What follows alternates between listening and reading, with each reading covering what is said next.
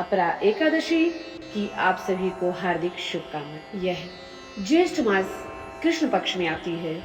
इस एकादशी के व्रत से हमारे सारे पाप ताप नष्ट हो जाते हैं, इसीलिए हमें पूरी श्रद्धा से इसका व्रत करना चाहिए। वैसे भी एकादशी की व्रत की बड़ी मान्यता है। यह व्रत हमारे सारे पापों को सहज ही नष्ट करने में सक्षम है। इस बार हम 24 मई 2025 को व्रत धारण करेंगे। व्रत का संकल्प लेकर ही भगवान के समक्ष व्रत धारण करें। और 23 मई को 10वीं के नियमों का पालन करना है, जिसमें हमें चावल नहीं खाना है, ब्रह्मचर्य का पालन करना है, सात्विक आहार लेना है और केवल एक ही बार सात्विक आहार लेना है। और 24 तारीख को ब्रह्म मुहूर्त में उठकर भगवान के समक्ष व्रत धारण करना है, व्रत का संकल्प लेना है।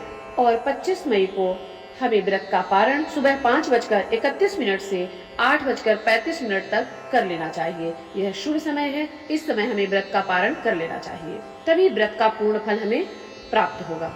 और कहते हैं ना, श्रद्धा की शक्ति से चमत्कार होते हैं। अगर जीवन में चमत्कार चाहिए, प्रभु की कृपा चाहिए, भगवान के सन्निधि में रहना होगा, इसलिए व्रत पूरे श्रद्धा से धारण करें, व्रत का पारण पूरे श्रद्धा से करें।